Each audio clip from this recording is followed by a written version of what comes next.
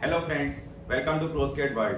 आज के वीडियो में इनलाइन बूट, इसका वेट कितना होना चाहिए इसके बारे में डिस्कस करेंगे और साथ ही एक अच्छा इनलाइन बूट उसकी क्या क्या क्वालिटीज हैं। पर उससे पहले आपके लिए एक कोट, व्हाट इज सक्सेस। जब आपकी कार बिना गियर के और आपका साइकिल गियर वाला हो जाए, दैट इज सक्सेस। फ्रेंड्स, मेरे पास बहुत से लोगों की रिक्वेस्ट आई कि आप डिफरेंट कंपनीज के इनलाइन बूट्स का कंपैरिजन कीजिए। अगर मैं अपने इनलाइन बूट का दूसरी कंपनी से कंपैरिजन करता हूं तो उसको मैं एथिकली रॉन्ग मानता हूं। हाँ, मैं आपको बताऊंगा कि एक अच्छे इनलाइन बूट में क्या होना चाहिए। आप जब इनलाइन बूट ले रहे हैं तो आपको किन किन बातों का ध्यान रखना है, और साथ ही मैं आपको कुछ इनलाइन बूट्स के वेट भी दिखाऊंगा कि कितना वेट होता है एक अच्छे इनलाइन बूट का। आपके सामने ये इनलाइन बूट है, इसके दो पार्ट हैं। ये हो गया अपर, ये हो गया बॉटम।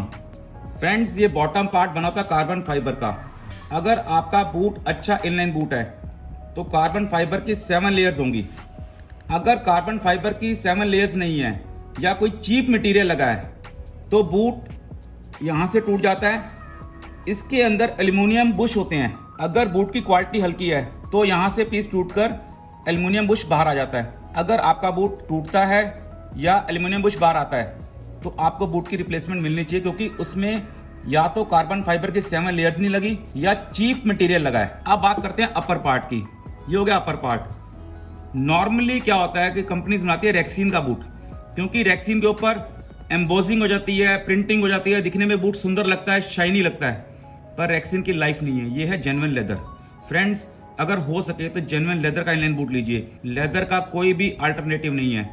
लेदर कभी भी पीलिंग ऑफ नहीं होता। रेक्सीन कुछ समय बाद पीलिंग ऑफ हो जाती है। अगर देखिए यहां से रेक्सीन पीलिंग ऑफ हो गई तो उसकी वो ग्रिप नहीं रहेगी। जिस तरह लेसिस को टाइट करेंगे उसकी ग्रिप रहनी नहीं है। आपकी अगर ग्रिप नहीं है, आपकी इनलाइन स्केटिंग सफर करेगी। आप कोशिश कीजिए कि आपका inline boot upper part leather का हो, जेन्युइन लेदर का, नीचे 7 लेयर कार्बन हो। उसके बाद आप देखिए ये बक्कल है, इसको हल्का दबाया, ये स्ट्रैप रिलीज हो गया। ये बक्कल भी रिप्लेसेबल। अगर ये बक्कल टूटता है, इसको यहां पे कसा हुआ है, आप देखिए यहां पर एक बोल्ट लगा हुआ है, बक्कल रिप्लेसेबल है।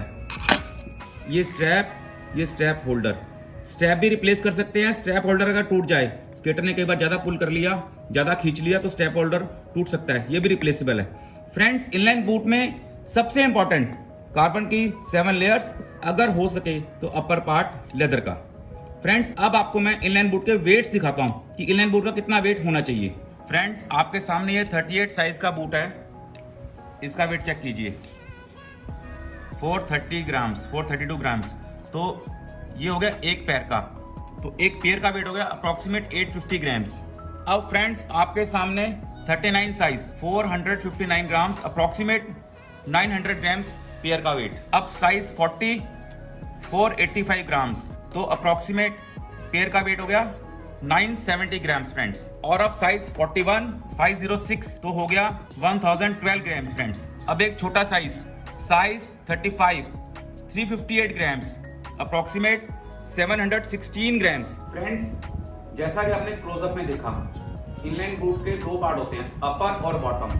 जो बॉटम यानी बेस, वो बनाता है कार्बन फाइबर का, उसमें होती है 7 लेयर्स कार्बन फाइबर की। अगर अच्छा इनलाइन बूट है, आप किसी भी तरह इनलाइन बूट को देखकर जज नहीं कर सकते इसमें 7 लेयर्स लगी है कार्बन फाइबर की कि कम लगी हैं, या कार्बन फाइबर की जगह कोई चीप मटेरियल लगा है। फ्रेंड्स, जब आप इनलाइन बूट ले रहे हैं, जिस सोर्स से भी ले रहे हैं, ट्राई कीजिए कि आप इनवॉइस यानी बिल लीजिए। अगर आपके बूट में कोई प्रॉब्लम आती है, अगर बूट टूटता है, तो आपको उसकी रिप्लेसमेंट मिलनी चाहिए। अगर कार्बन फाइबर की 7 लेयर्स हैं तो बूट नॉर्मली कभी नहीं टूटता। फ्रेंड्स, बहुत रेयर केसेस में 7 लेयर कार्बन फाइबर के टूटने की शिकायत आ सकती है, बहुत रेयर केसेस में, नॉर्मली टूटता ही नहीं है। फ्रेंड्स, ये तो होगी बेस की बात, 7 लेयर कार्बन फाइबर। अब बात करते हैं अपर की।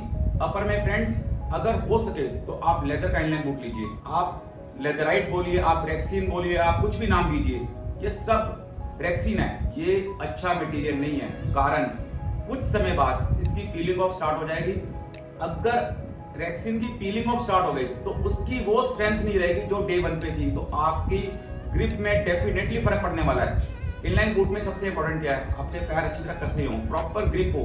अगर रेक्सीन है तो उसकी पीलिंग ऑफ स्टार्ट हो जाएगी कुछ समय बाद और आपकी ग्रिप कम होगी। सेकेंडली, आपने इतना महंगा स्केट लिया 30, 40, 50,000 का, उसकी लुक्स क्या रहेंगी फ्रेंड्स?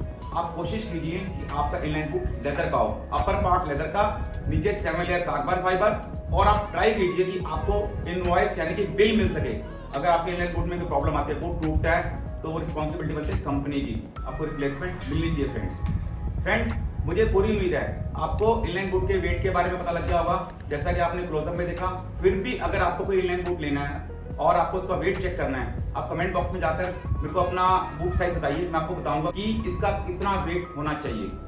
फ्रेंड्स, अगर आपका और भी कोई क्वेश्चन है, आप कमेंट बॉक्स में जाकर अपना क्वेश्चन पूछिए, मैं आपको रिप्लाई करूंगा। फ्रेंड्स, सक्सेस के ऊपर एक और quote, what is success? When your signature becomes autograph, that is success. Friends, मुझे पूरी उम्मीद है आपको वीडियो अच्छा लगा होगा। Wait for next video. Thank you friends.